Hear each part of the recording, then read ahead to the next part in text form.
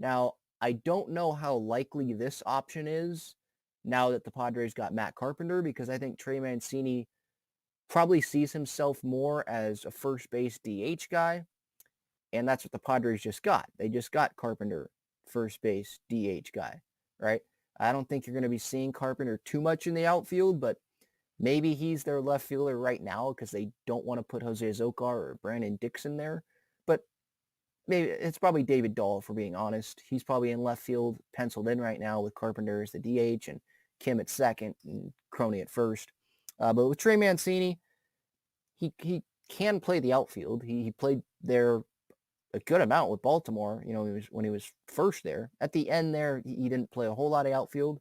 He didn't play outfield really with Houston, but he can do that. 31 years old, which is what he's going to be in 2023. He had a .9 F4 just like Adam Duvall did in 2022.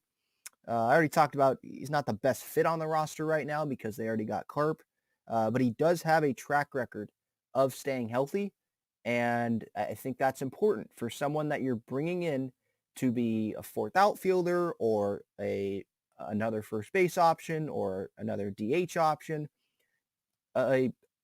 Your first bench player. This is probably what that is. You want that guy to be healthy, and you want to be able to count on that guy and know that he's going to be healthy. You don't want to be bringing in someone who, oh, this is a risk, high upside, but it's a high risk too. You know, you don't want that. Matt says strong pass on Mancini. And yeah, I know some people, they'll pass on Mancini. Maybe he's not the best fit, or they look at, his postseason numbers or his numbers with Houston, and he did struggle with Houston.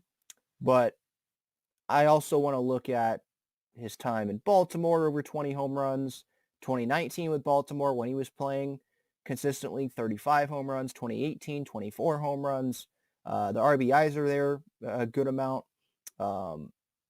He walked a pretty solid rate, almost 10% these last few seasons, at least the numbers that I'm looking at here.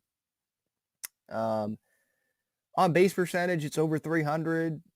I think he's a solid option, but I do think that another team would give him a starting chance, kind of like Will Myers, and Mancini would probably want to take that. Might be a one-year deal for him, but he might want to take that and then get traded to a team like the Padres or another contender before the trade deadline. So it's like a win-win for him. He gets more money because he's a starter at the beginning of the year, and he gets to be on a contender after the trade deadline. I think that's maybe what you're going to see from Trey Mancini here, whatever team signs him. I don't know if it's going to be a contender. It might be, but most contenders, like their first base, they have that pretty locked down.